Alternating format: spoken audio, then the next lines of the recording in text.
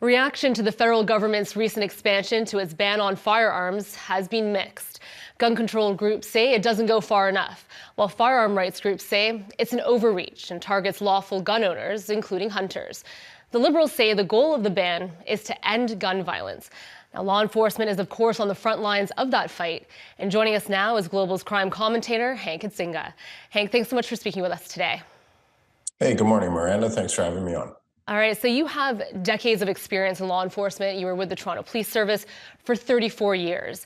From what you've seen in your experience serving, where do the majority of weapons that are involved in gun crimes here in Canada tend to come from? Yeah, the vast majority of weapons, and it's always been true, have come across the border from the United States through the different border crossings. And Hank, how many would you say are traced back to lawful gun owners here in Canada? Obviously, you don't have to give a specific amount, but is there a percentage? Is it high? Is it low? What are we talking here?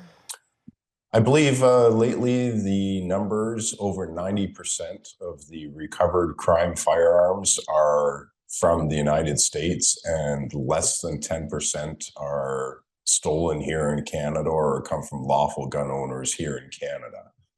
Now, there have been cases where people have purchased guns in Canada and sold them again on the street unlawfully, but that comprises a very small percentage as well. So, Hank, if, as Statistics Canada numbers show, the majority of gun-related crimes in this country are committed by people with unregistered firearms, how does the federal gun ban address the root issue of gun violence? Well, if you look at the high-profile cases, especially over the last couple of weeks that we've had, not only in the city but across the country, including that very tragic shooting in Edmonton of the security guard, this would have had no effect whatsoever on those occurrences. I'm not saying it's an unnecessary ban, but it certainly does not affect the amount of firearms on the streets of a city like Toronto. Well, since being implemented, the Liberals' gun buyback program has cost taxpayers roughly $67 million, but not a single gun has actually been collected. Do you believe a federal gun ban can have a real impact on crime? And how much of an impact do you think it can have? I think if administered properly and with some proper messaging at the outset, which we haven't seen here, it can potentially have an impact. It may be a minimal impact on the type of gun crime that we're seeing on the streets. But on the anniversary of the Montreal massacre, for instance, and the massacre out in Nova Scotia, firearms like those that were used, this could potentially have an impact on incidents like that.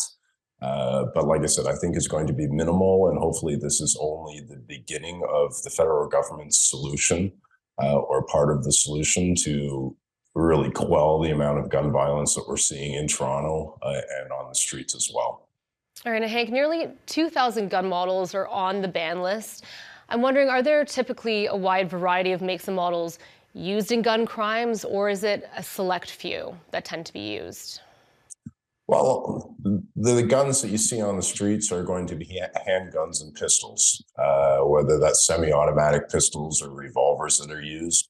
Occasionally, you'll see shotguns, and once in a while, we also see semi-automatic rifles and even fully automatic rifles that are being used. But the preferred weapon is definitely the handguns that criminals like to use.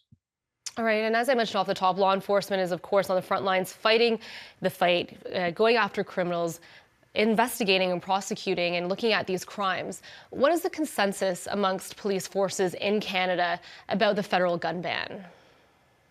Any messaging that's come out of the police services and the police associations kind of write off this gun ban as not really having an effect and not being part of the solution to the problem that we're seeing. I think it really is almost a separate issue. The gun ban that we're seeing the federal government bring in versus the proliferation of illegal firearms from the United States on the streets being used to commit these crimes that we're seeing. All right, Hank, obviously not an easy answer to this next question, but combating gun violence, what do you think are some of the solutions or steps that we can take, that the government can take to address it? And we're starting to see it now. really tighter border controls. We're seeing some very large arrests and seizures south of the border of guns that are headed to Canada. And we do see the occasional project in Canada, but these are very expensive projects to run, very labor intensive, and it's tough when you don't have sufficient personnel in the police services to run these investigations and make these large seizures and these large busts.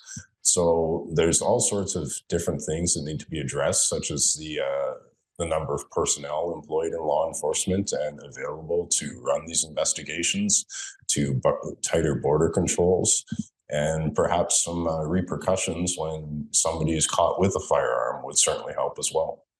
All right, a complex situation here, but Hank, we really appreciate your time and your insights today. Thank you.